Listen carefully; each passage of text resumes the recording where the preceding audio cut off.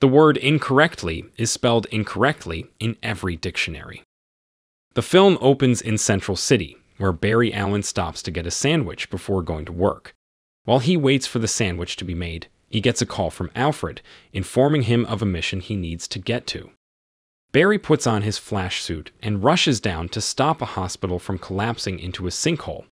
While he saves everyone on the ground level, part of the building collapses and many babies, plus a nurse and a dog, from the maternity ward start to fall out the window. Barry rushes to the top, but is running low on energy because he hasn't eaten, so he breaks into a vending machine and devours snacks until he has enough energy to save every baby, plus the nurse and dog.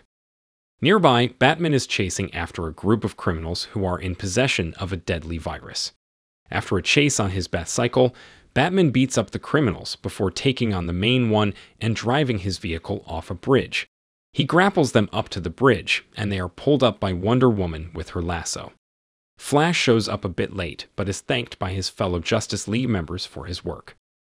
Barry then rushes to work at the research center, late where he finds his coworkers Patty Spivot and Albert Desmond waiting as their boss chews him out for being late again. The boss also takes credit for recent developments in their work when speaking to the press.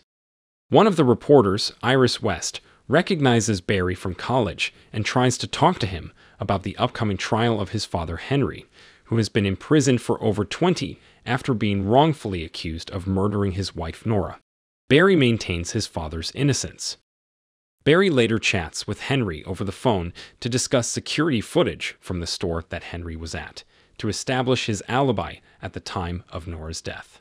Henry's face is not visible to confirm he is there, so Barry fears that the evidence will be admissible. Barry then puts on his flash suit to run back to his childhood home.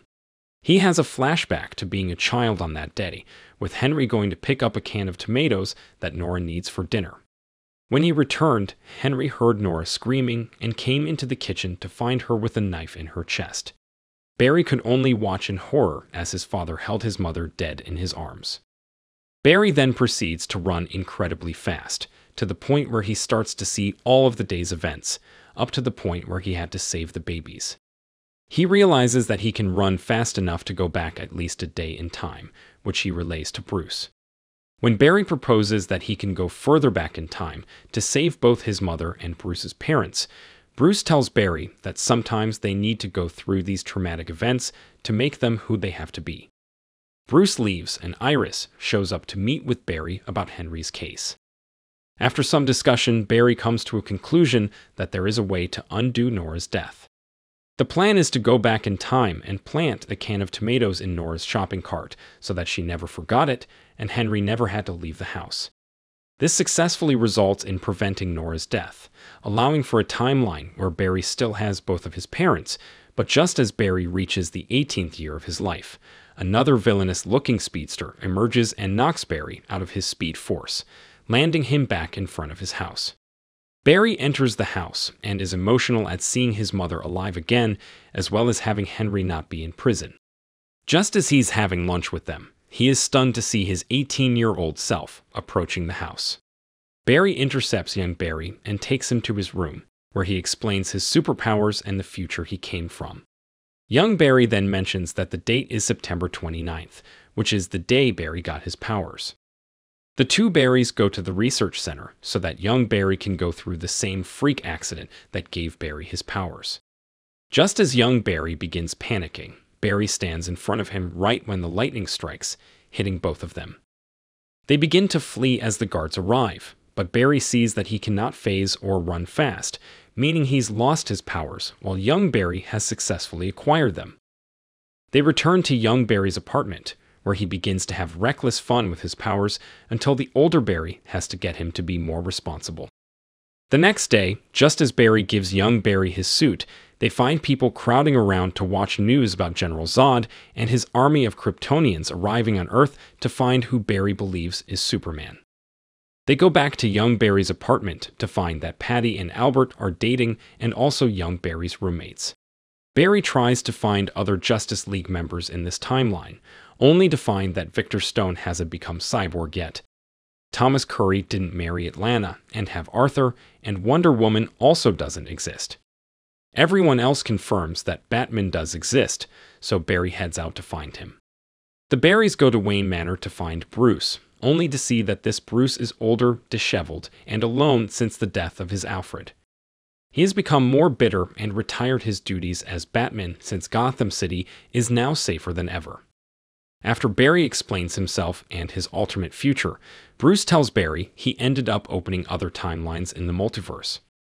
Bruce also declines to help them locate Superman, so the Barrys sneak into the Batcave and begin to do some research on Bruce's computer.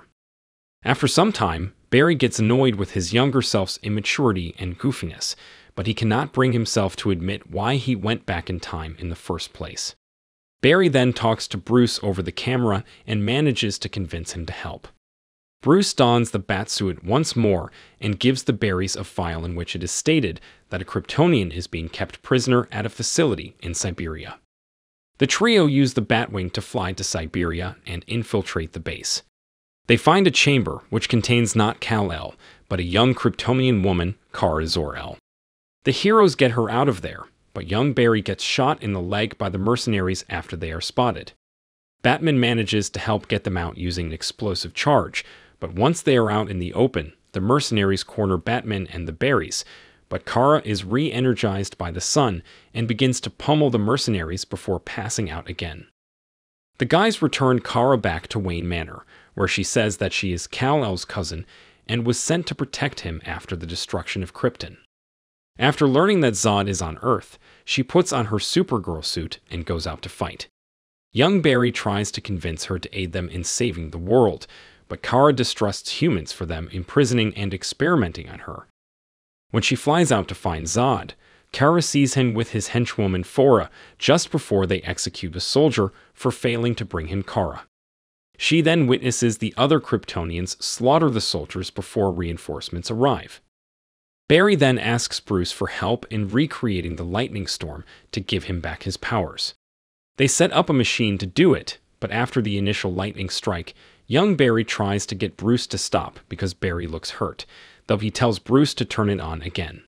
The circuits in the machine end up fried, but Kara flies in and pulls Barry high above the clouds to get a more effective lightning strike that successfully returns him his powers.